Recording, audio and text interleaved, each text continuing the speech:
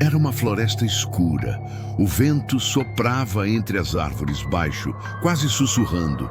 A menina disse à mãe: "Vou pegar umas flores no bosque."